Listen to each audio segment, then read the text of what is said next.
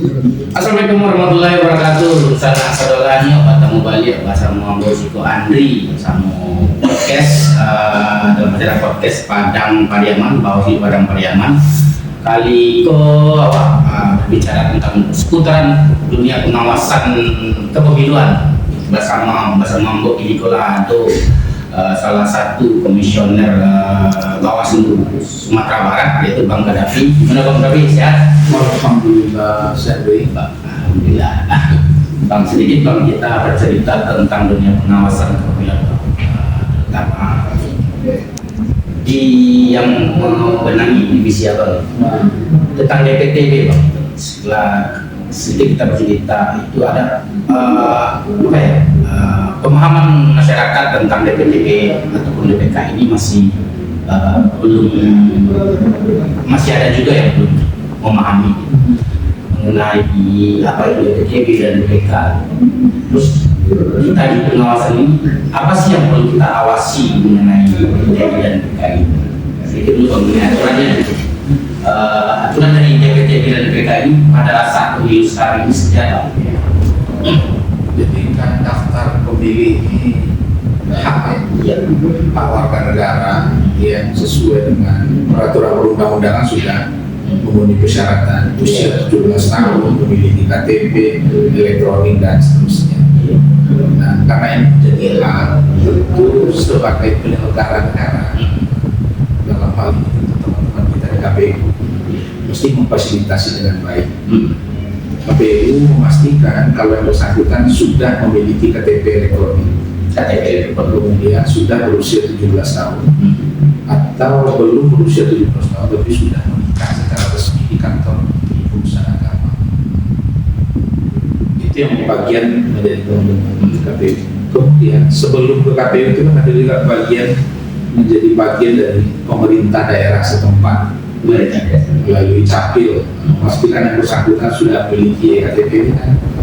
Negara melalui Capil memiliki kewenangan dan hak publik ini mesti diberikan. Kemudian barulah ditetapkan menjadi daftar pemilih tetap kalau sudah memenuhi persyaratan memiliki KTP, kemudian usia 17 tahun dan seterusnya. Kemudian juga kita mengenal ada mobilisasi pemilih dan seterusnya. Nah, sebenarnya DPTB daftar pemilih tambah adalah mobilisasi pemilih yang benar secara aturan. Aturan membenarkan sepanjang terdaftar atau tidak dulu daftar pemilih tetap. Terdaftar dulu di DPT, baru boleh menggunakan daftar pemilih tambahan. Orang pindah domisili, orang sedang bertugas di tempat lain, bukan tempat dia terdaftar di DPT-nya, kemudian sedang dalam kondisi sakit, sedang dalam rumah tahanan atau sedang didiklat ya di rumah tahanan, atau kemudian bencana alam dan seterusnya. Nah, ini dibenarkan. Tinggal lagi sekarang tentu hak publik ini, hak pemilih ini mesti terfasilitasi dengan baik. Apapun argumen yang mesti dibangun, kemudian itu tidak menjadi alasan hak ini tidak diberikan oleh teman-teman kita di KPU. KPU memastikan semua syaratnya terpenuhi baru terpilih daftar pemilih tambahan ini. Nah, ini kan mesti menjadi perhatian semua kita agar ke depan tidak lagi ada istilah mobilisasi pemilih. Kan selama ini yang membuat pemilu kita menjadi negatif. Padahal sebenarnya itu tidak ada. Artinya mobilisasi pemilih tanpa dasar itu tidak ada. Dasarnya ada apa? Sepanjang yang bersangkutan terdaftar dalam pemilih tetap terlebih dahulu. Bukan artinya siapa saja boleh pindah memilih. Kalau syaratnya tidak terpenuhi, maka dia tetap boleh, dia harus memilih tempat asal. Nah, yang menjadi dari Bawaslu sendiri, apa sih yang menjadi pengawasan yang untuk DPTB? Nah, Bawaslu mesti concern di sana untuk memastikan hak-hak pemilih itu terpenuhi. Nah, cuma yang menjadi user dari daftar pemilih tetap ini, daftar pemilih tambahan ini, atau ada satu lagi daftar pemilih khusus ini, kan peserta pemilu. DPT sudah disampaikan oleh teman-teman KPU kepada semua peserta pemilu, baik peserta pemilu dari partai politik, peserta pemilu DPD maupun calon presiden dan wakil presiden melalui partai politik masing-masing. Nah, tinggal lagi kita juga berharap teman-teman partai politik konsen juga memperhatikan itu. Nah, yang menjadi aturannya Pak, misalnya saya juga bahwasannya di satu TPS itu cuman untuk DPTP sendiri itu cuma difasilitasi sekitar 6 surat suara. Kalau seandainya di salah satu TPS itu berlebih untuk daftar DPTP, apa sih yang dilakukan dari Pak itu sendiri untuk mengembangkan itu? Sebenarnya teman-teman KPU pun sudah mapping dari awal ya. Ada daftar pemilih tambahan itu bisa diurus 30 hari sebelum 30 hari sebelum hari pemungutan suara. Ada yang bisa diurus 15 hari sebelum pemungutan suara. Nah, syarat ini kan mesti terpenuhi. Kan bisa juga masyarakat ini atau pemilih kita tahu-tahu besok pagi dia mau pindah, hari ini dia mengurus. Kan gunanya aturan itu. Iya. Nah, itu yang mesti dipahami. Nah, kenapa tadi saya sampaikan di awal agar peserta pemilu juga taat dan memperhatikan ini betul. Contoh misal, ada satu peserta pemilu itu, partai politik calon itu sudah mapping bahwa si A, si B, si C ini diduga kuat akan memilih yang bersangkutan karena sudah berkomunikasi melalui kampanye, sudah berkomunikasi melalui alat peraga kampanye, sudah berkomunikasi melalui bahan kampanye dan seterusnya. Rupanya pada saat bersamaan, ternyata bersangkutan kemudian mungkin suaminya pindah tugas, mungkin istrinya pindah tugas, atau anaknya sekolah di tempat lain gitu kan. Kan mesti pindah di sini, pindah. Tentu peserta pemilu dan bisa juga salahkan penyelenggara pemilu. Kenapa itu terjadi? Nah, yang cenderung pada pemilu-pemilu sebelumnya itu kan yang muncul seperti itu. Artinya ada mobilisasi pemilih dan seterusnya. Nah, menjawab pertanyaan kita tadi, itulah kenapa disediakan surat-surat begitu dia terdaftar, kan ditentukan nanti dia memilih di TPS A 1, 2, 3, 4, 5 dan seterusnya. Kalau nanti sekira di sana sudah penuh, kan bisa dialihkan ke TPS lain. Makanya teman-teman KPU saya rasa mendatanya lebih awal. Nah itu Pak, aturan itu 30 hari sebelum hari pemungutan suara, dan ada juga dengan saya lihat aturan yang khusus itu ada 3 hari lebih lama. Nah, seandainya nanti seperti yang kejadian tadi, mungkin pas di hari H dia mau mendaftar di PTP dengan oke lah, orang ini tahu dengan hukum dan sebagainya, dia mengeluarkan haknya seperti di dalam pasal kalau nggak salah itu tentang hak asasi manusia mungkin 9 gitu. Nah, dia menggunakan itu, saya punya hak pilih ini, kenapa tidak fasilitasi saya? Apa sih nanti ketika itu kita menjawabnya? Ya, kalau kita bicara konstitusinya itu benar, tapi kan konstitusi itu mesti diatur secara teknis. Undang-Undang 45 mengatakan itu bahwa pengelolaan data pemilih dan seterusnya kemudian dikelola oleh teman-teman KPU kan di Undang-Undang Dasar pasal 22 kan bicara itu. Kemudian seterusnya tentu ada undang-undang yang mengaturnya. Undang-undang yang mengatur sekarang Undang 7 tahun 2023, sebelumnya 7 tahun 2018. Nah, kemudian ada turunnya lagi KPU. KPU kan bikin peraturan komisi pemilihan umum. Kemudian itu kan mengatur teknis ya. Kemudian selanjutnya ada turunnya lagi surat edaran dan seterusnya.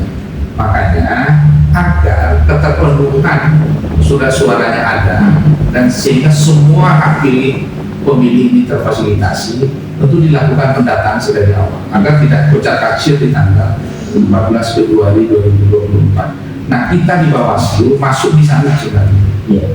Maksudnya artinya memastikan KPU sesuai dengan prosedur. Walaupun hari ini kan masih kurang lebih sekitar 50 hari lagi menuju tanggal 14 Februari 2024. Kita pastikan betul apakah yang 30 hari ini sudah dilakukan atau belum. Oh sudah, apa dia pindah domisili? Apakah pindah domisili itu sudah memenuhi syarat dan ketentuan atau belum? Kalau fisiknya saja yang pindah, raganya saja yang pindah, pekerjaannya saja yang pindah, tapi secara administrasi dia tidak pindah, kan dia mesti tetap memilih di tempat asal. Untuk kalau ingin memilih di tempat kerja yang bersangkutan, tentu secara jumlah surat suara dia tidak dapat semua. Iya. Misalnya kan ambilnya beda, surat suara kan dia tidak dapat semua. Nah, kan hari ini melalui peraturan teknis itu agar semua tertata. Iya. Nah, tentu kepada masyarakat kita juga ingin pastikan kalau diduga, kalau berkeinginan punya maksud untuk tidak memilih, kan sedari sekarang sudah bisa diurus. Ikuti aturan ya. Ikuti aturan. Kan sebenarnya guna aturan itu kan melindungi kita semua ini kan. Bukan tujuan aturan itu untuk memperlambat, bukan tujuan aturan itu untuk menghambat dan seterusnya. Nah, kenapa tadi saya sampaikan di awal, agar teman-teman partai politik concern di sana. Iya. Karena kan teman-teman partai politik juga diminta oleh aturan untuk memberikan pendidikan. Iya. Seharusnya. Nah, makanya ini dilakukan agar kalau misalnya, ini kan fakta di lapangan. Iya. Seperti saya ini, misalnya sudah ingin memilih calon tertentu, rupanya dalam perjalanan saya ingin pindah karena rumah sudah selesai tempat lain, rupanya tidak sama dengan saya bermaksud ingin pilih Andri kemarin. Saat ini misalnya, rupanya saya harus pindah domisili. Tidak bisa berarti. Kan tentu saya tidak bisa pilih Andri lagi. Nah, mesti kan Andri sebagai peserta pemilu tentu mesti meyakinkan juga. Nanti kalau pindah begini atau tunda lah atau bagaimana. Maksud saya keterlibatan peserta pemilu mestinya sampai pada tahap itu, karena kan pemilu itu kan mesti kita lakukan pengawasannya secara partisipatif. Jadi secara teknis dikelola teman-teman KPU, kemudian kita di Bawaslu melakukan pengawasan, memastikan semua berjalan sesuai dengan kaidah, ketentuan, norma dan seterusnya. Kemudian peserta pemilu sebagai pemanfaatnya, sebagai penerima manfaat juga memainkan peran itu, tapi bukan berarti menghalang-halangi orang untuk tidak menggunakan hak dan dirinya ya. Tapi ada kesinambungan antara penyelenggara negara, peserta pemilu, pemilih, publik, kemudian menjadi satu kesatuan agar fungsi aturan itu bisa termanfaatkan dengan baik. Jadi memang secara aturannya KPU tidak menghambat hak pilih orang. Gitu ya. Makanya kalau ada teman-teman KPU yang menghambat, ini menjadi urusan kita. Karena pasti KPU kita nyatakan tidak taat dengan aturan dan perundang-undangan lainnya. Tapi kalau misalnya KPU berlaku pasif nah tentu KPU ini kan harus didatangi, karena kan pindah memilih ini bermula dari si pemilihnya, bukan KPU yang mendorong-dorong orang untuk pindah memilih. Kalau nanti didorong-dorong orang untuk pindah memilih, bisa kosong TPS orang di sana kan. Kalau bisa jemput bola ya. Nah, artinya teman-teman KPU punya kewajiban menginformasikan bahwa negara melalui undang-undang memfasilitasi itu, yang teknisnya diatur di KPU. Ya juga diminta juga kepada partai politik untuk berperan aktif juga untuk mengimbau, karena kalau seandainya itu salah satu pemilih itu pindah, itu kerugian juga buat partai politik pribadinya sendiri gitu kan. Maksudnya kalau pindahnya dengan ketentuan yang tidak berlaku tidak berlaku begitu. Oke Bang, sekarang kan masanya perekrutan PTPS gitu, masanya perekrutan PTPS dan jajaran kita yang paling bawah, istilahnya pengawasan pada saat pemungutan suara. Nah, mengenai DTP ini, apa sih yang perlu kita ingatkan kepada DTPS atau kita PTPS ini untuk lebih mengutamakan ini kalau ada pengawasan daftar pemilih tambahan itu di TPS masing-masing? Apa yang kita lakukan? Nah, hari ini kita minta kepada semua Bawaslu kabupaten kota agar kemudian informasi diteruskan kepada teman-teman Panwascam, kemudian Panwascam juga meneruskan kepada teman-teman pengawas nagari, desa dan kelurahan. Tujuannya apa? Bahwa teman-teman yang akan direkrut menjadi pengawas TPS itu mesti paham, karena kan pemilu sebenarnya itu ada di TPS. Dan kita lakukan hari ini kan persiapan. Kita yakin betul ini bahwa kalau semuanya di dalam waktu rentang yang pendek ini, kan teman-teman ini kerjanya cuma 1 bulanan. Dalam waktu rentang yang pendek ini kita masukkan ke kepala teman-teman pengawas TPS. Mungkin waktunya tidak cukup dan seterusnya. Tapi kita mesti yakin bahwa yang akan kita rekrut, akan kita tetapkan itu orang yang mampu melaksanakannya. Contoh misal bahwa daftar pemilih tetap, daftar pemilih tambahan atau mungkin daftar pemilih khusus kan sudah dimulai sekitar 4 bulan yang lalu. Nah hari ini tentu dia begitu dia ditetapkan menjadi pengawas TPS, pengetahuan soal itu dia miliki. Caranya bagaimana? Tentu dia sudah mengetahui di TPS yang akan dia awas itu berapa daftar pemilih tambahannya. Kemudian diduga berapa daftar pemilih khusus. Kenapa bahasa saya diduga? Karena kan daftar pemilih khusus ini mana tahu dia datang pagi itu tanggal 14. Tapi secara syarat dia cukup memenuhi bahwa KTP-nya alamatnya sesuai dengan TPS yang Isinya situ juga gitu. di sini dan di sana. Nah pengetahuan ini penting karena apa? Kalau misalnya tahu-tahu daftar pemilih tambahan ini, kalau yang tidak pindah domisili, misalnya dia cukup dapat 1 surat suara saja. Iya. Kalau pindah provinsi kan 1 suara saja. Iya. Kalau dia tidak pindah domisili, misalnya karena pindah tugas, sedang bertugas dari provinsi lain Sumatera Barat, dia kan cuma dapat presiden dan wakil presiden. Lupa teman-teman KPPS lupa dikasih 5 suara. Coba bayangkan akibat kelalaian satu itu saja, kemudian bisa membuat pemungutan suara tak ulang. Iya. Kalau pemungutan itu kita ulang, secara ekonomi pasti ada kerugian. Karena kan semua mesti dicetak lagi. Kayak nasional juga. Secara kemudian secara apa lagi waktu hampir mas. Apalagi soal psikologi nasional yang nasional tadi. Kemudian banyak hal yang akan terjadi. Makanya ini menjadi perhatian kita semua kepada teman-teman kabupaten kota.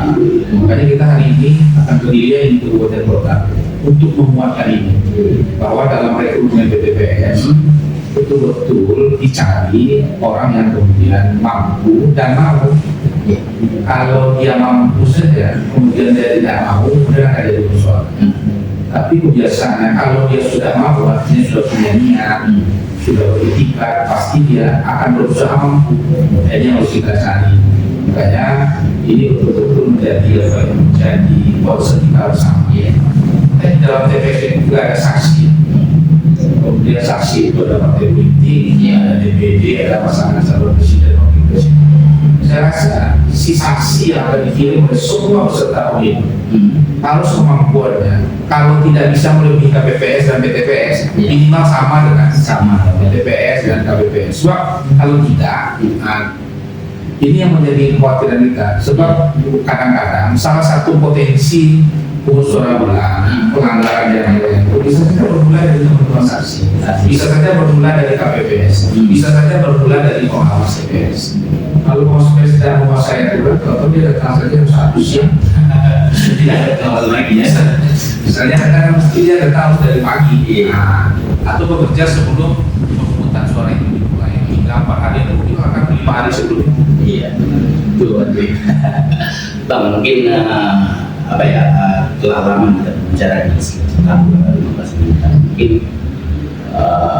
apa yang closing statement yang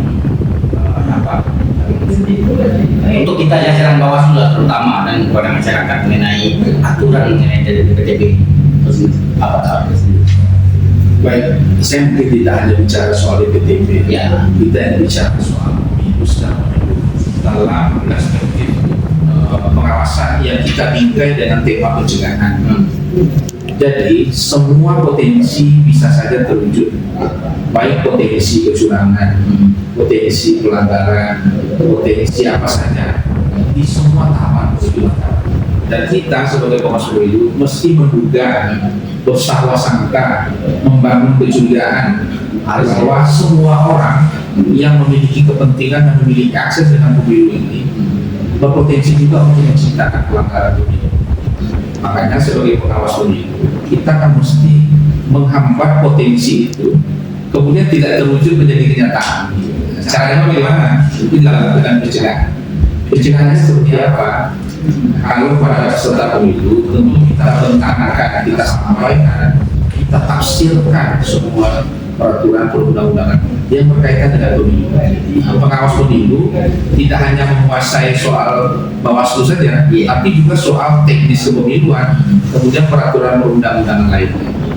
Berat memang saya rasa berat, tapi kalau kita mau, semua akan bisa terwujud. Kepada peserta pemilu juga seperti itu.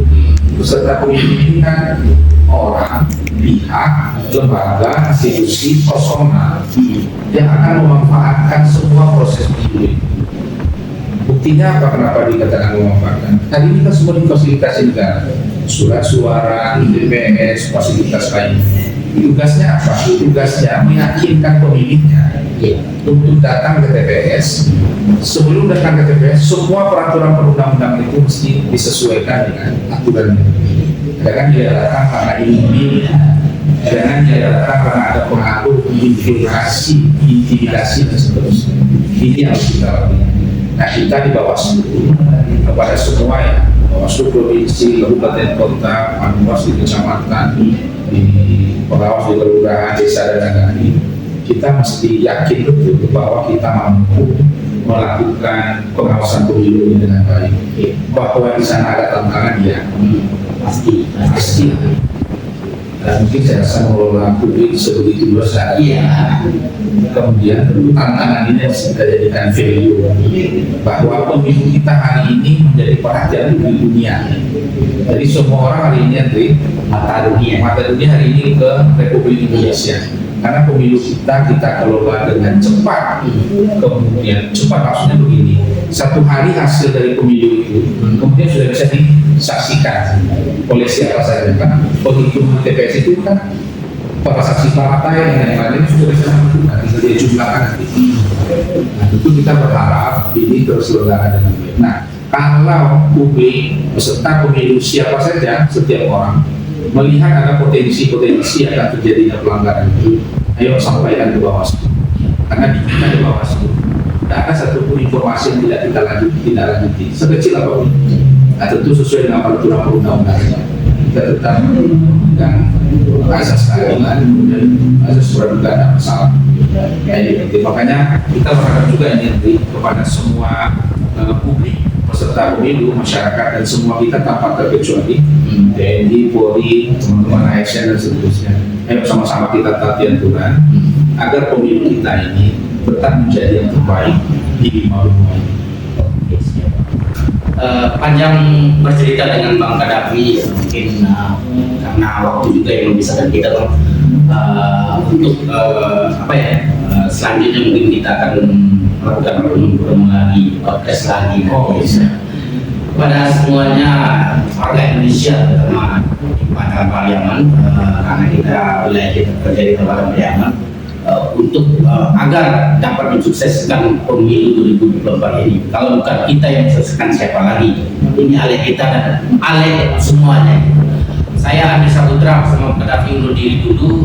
Kalau ada kata yang salah, saya minta maaf. Saya akhiri. Assalamualaikum warahmatullahi wabarakatuh. Waalaikumsalam warahmatullahi wabarakatuh.